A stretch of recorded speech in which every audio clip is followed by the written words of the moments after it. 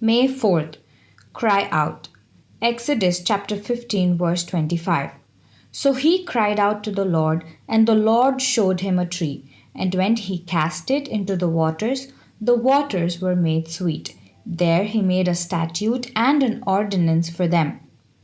On a gloomy day in 1857, a man in New York City, Jeremiah Lanthier, scanned the morning newspaper. He was distressed to read that the depression gripping the nation was causing fear and panic among the people. Factories were closing and thousands were unemployed. Although Lanthier didn't know what to do, he knew who did.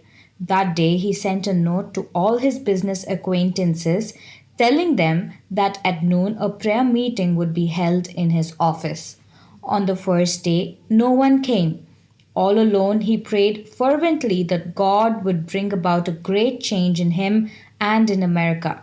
The second day, a few friends joined him. A short time later, similar gatherings were started around the city.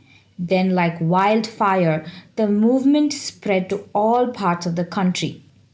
Some historians say that this effort of united prayer and faith was an integral part of the improvement in the economy that soon followed. Moses also faced a situation for which he had no answers, but he knew who did.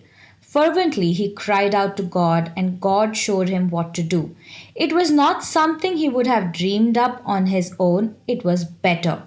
The waters of Mara were bitter, and so were God's people about the quality of the water. The Israelites grumbled about many little things, but this was life threatening. All Moses could do was pray to God and trust his answer, regardless of how unorthodox that answer may be. What do you do when you don't know what to do? Follow the example set by other godly people. Cry out to the Lord, and He will answer. If you are willing to follow His instructions, you will never be left without the right answers. It's not what you know, but who you know that counts. Amen.